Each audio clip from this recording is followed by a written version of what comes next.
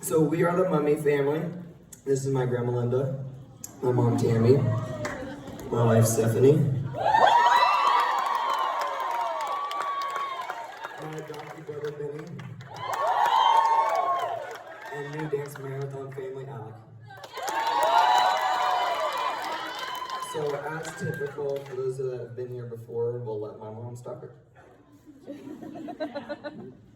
think we should have Stephanie start. Okay. By the way, I love the sign back there. Dillyn pitched. First of all, I want to thank all of you guys for being here on a Saturday night. Seeing all your faces means more than what you realize. Dillyn's story starts when he was in 8th grade. He was an avid outdoorsman. He was a four-wheeler racer. He was a wrestler. He was a hunter, fisherman. Whatever he could outdoors, he would like to do. It started on a Monday night after wrestling season. And I have to brag a little bit. At that time, he was undefeated and unpinned.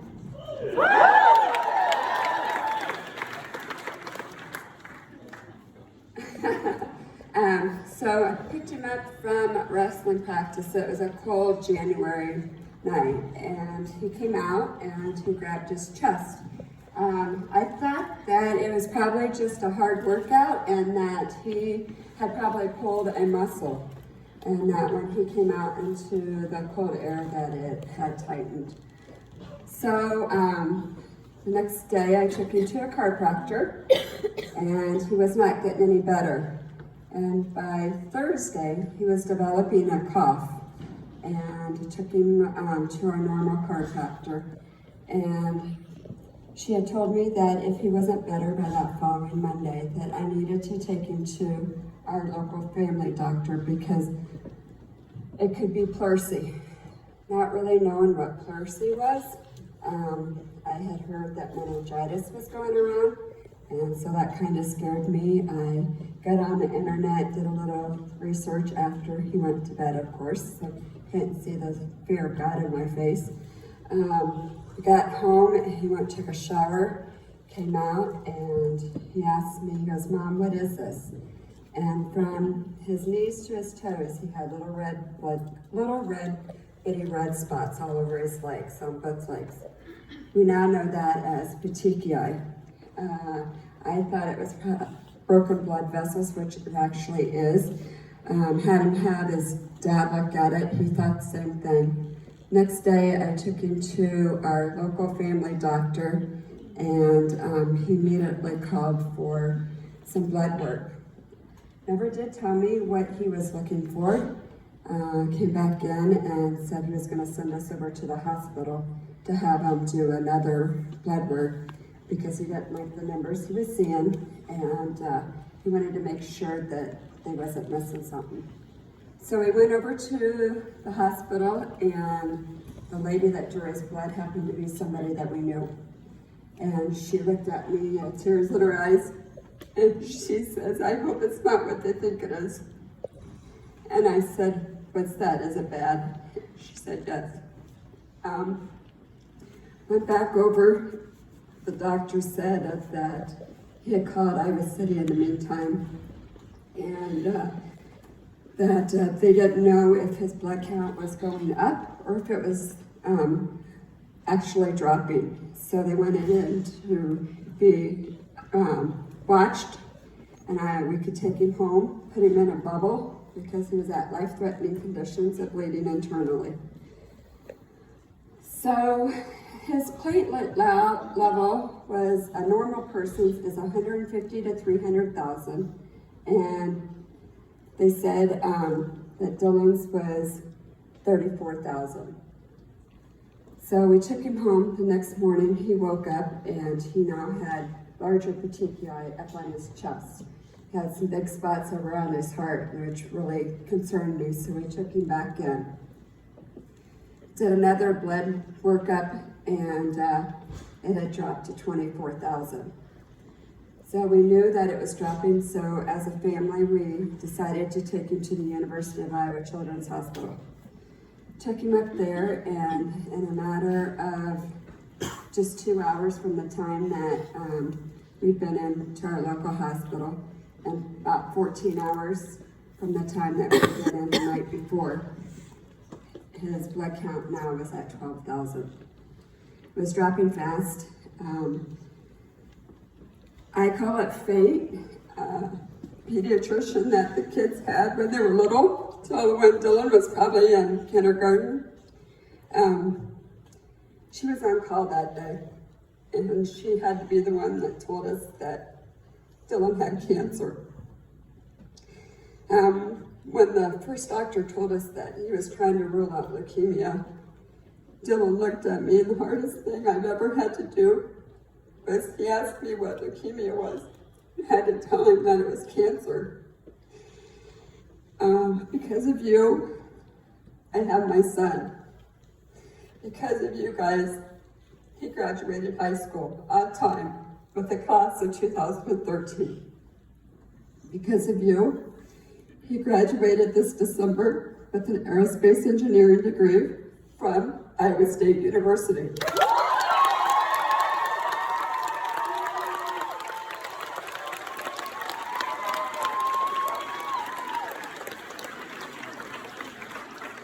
And because of all of you guys being by his side and showing him never to give up and never to give up on his dreams.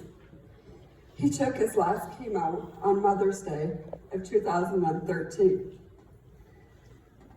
He graduated from the University of Iowa Dance Marathon, 5 years cancer-free. And May 13th, 2019, on his 7-year cancer-free day, he said, "I do."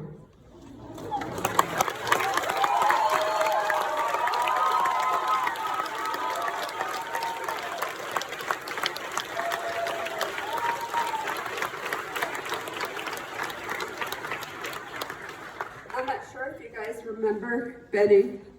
Yeah. Betty was 4 years old. Betty and Dillyn was admitted the same day, diagnosed the same day with the same type of cancer. On Dillyn's wedding day, Benny stood by his side. These two have been through a lot. You guys have helped them go for their goals, go for their dreams. Benny is the little brother Dillyn never had. He's got a sister, but he never had a brother.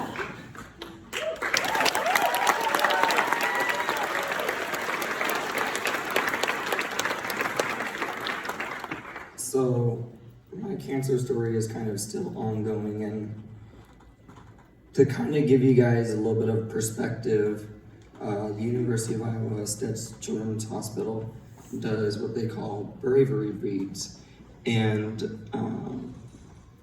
essentially for every single bead it represents either a blood draw, a bone marrow biopsy, a platelet transfusion, or a peg shot. And I decided after 3.5 years that I didn't care for them anymore, so we stopped. But this is roughly 3.5 years worth of treatment.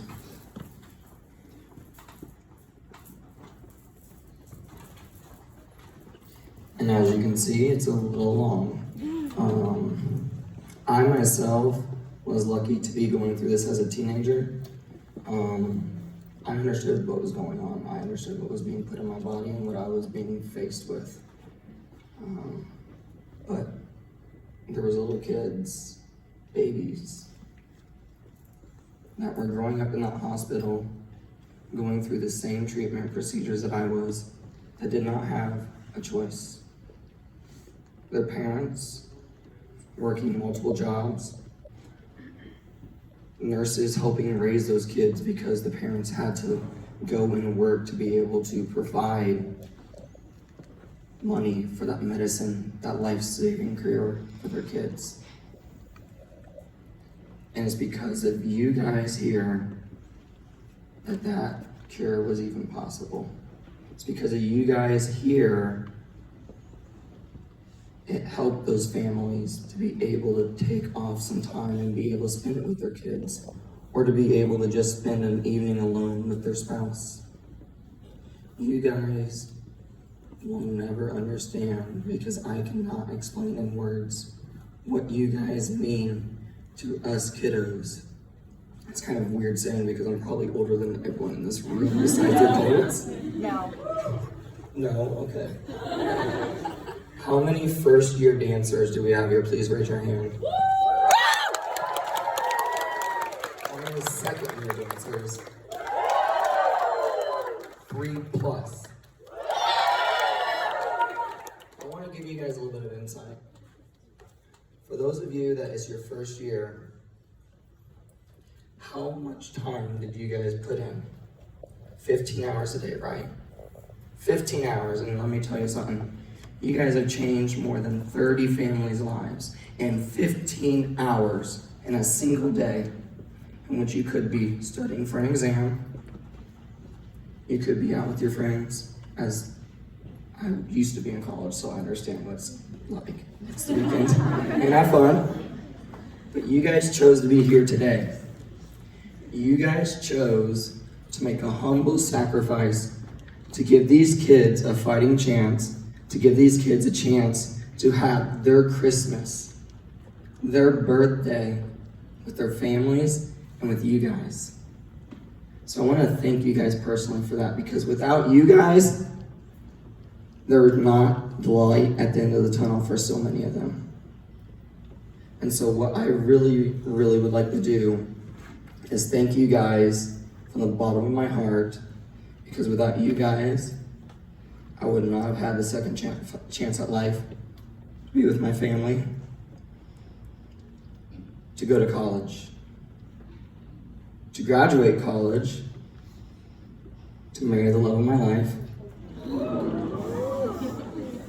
and to pursue my dreams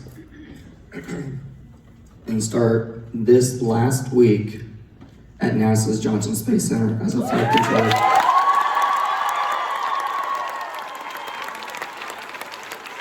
You guys give us the hope that we can chase our dreams.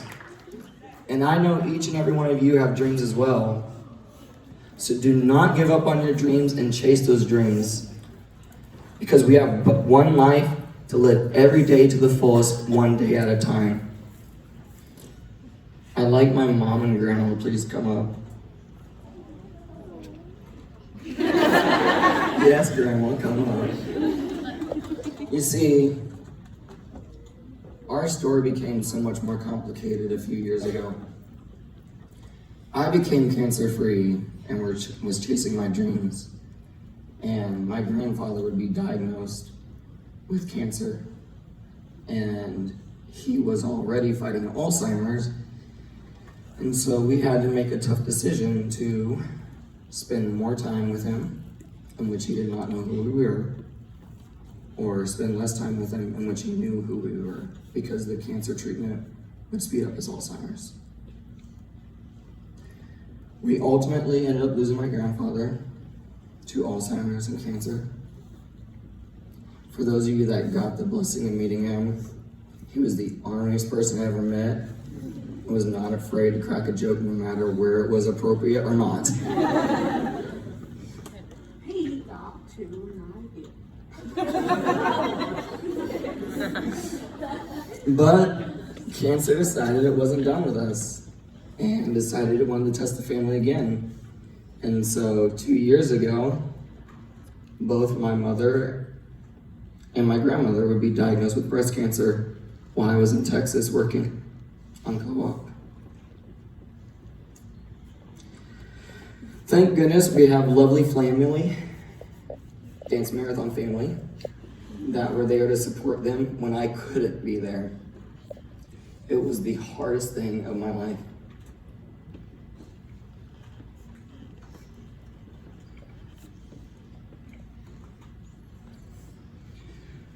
To know what they were going through.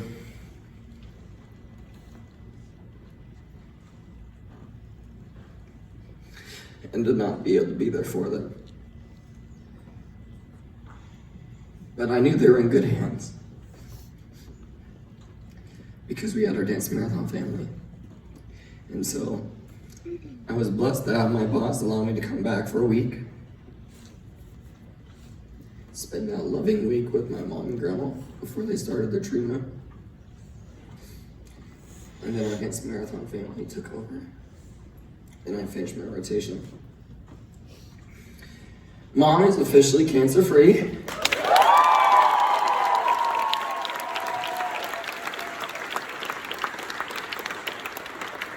And grandma would be officially cancer-free as well. But cancer was still not done. And on her yearly checkup, it had came back again. But grandma, being one of the toughest people I've ever met, walked up to me and said, "I'm not afraid. I'm gonna walk down that aisle for your wedding, and then I'm gonna go kick its ass."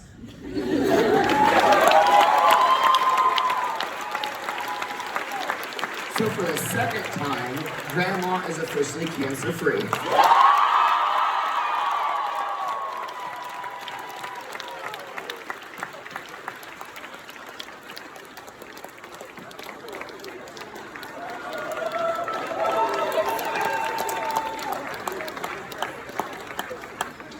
So if you ever thought that life could throw you a curveball just one day earlier, and then it throw you another and another, the biggest thing that I've learned in life is from Dance Marathon itself. And that is, family is the most important thing in life. And time, we take it for granted, but it is the most expensive and limited resource we have. So use it wisely. I'd like you all to look to your left and look to your right and lock arms.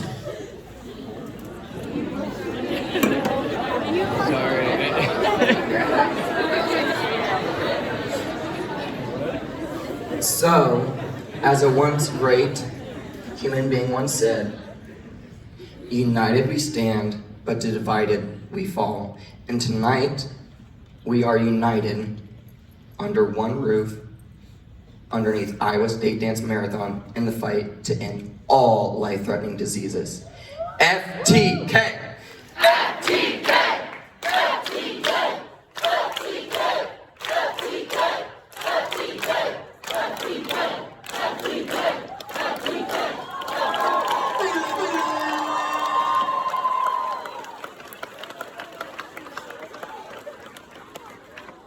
No matter what the result is, no matter what that number is, you guys have made a very distinct and very personal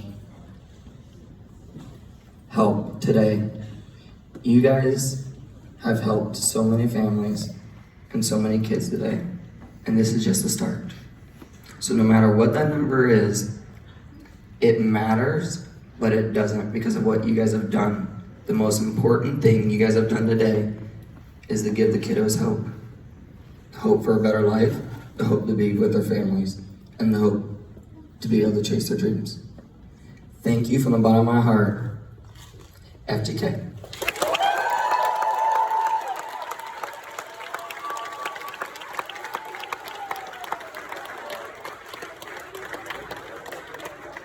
We're actually going to ask you to stay on stage for a minute. You guys can stay. You guys can all stay. So we're doing something new this year. This is new to Dance Marathon, and we want to do something special. So Ryan's going to talk about it. For quite a while now, Dillyn Mumme has been a staple of Dance Marathon at Iowa State. Not only has he inspired us year by year with his story, but he has also served on the leadership team of Dance Marathon. Dillyn Mumme exemplifies the spirit of Dance Marathon. Dillyn gives those around him hope in trying circumstances, pushes us to keep fundraising, and dances like no one is watching. This year, we are honoring Dillyn, and he will be honored for years to come at Iowa State. Dillyn, we are introducing the Spirit of Dance Marathon Award tonight. The first recipient of the Spirit of Dance Marathon Award will be you, Dillyn, because you were the inspiration for this award. And from here on out, at every dance marathon, a graduating senior who exemplifies the spirit of Dance Marathon and the mission of our organization will receive this award. Congratulations, Dillyn, and thank you for being for the kids.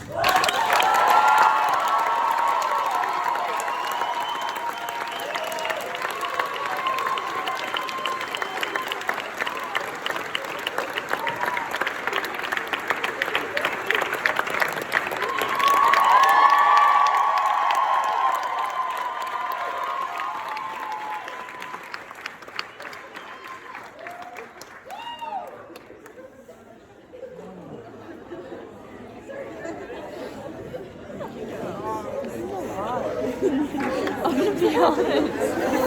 I said, this is a lot.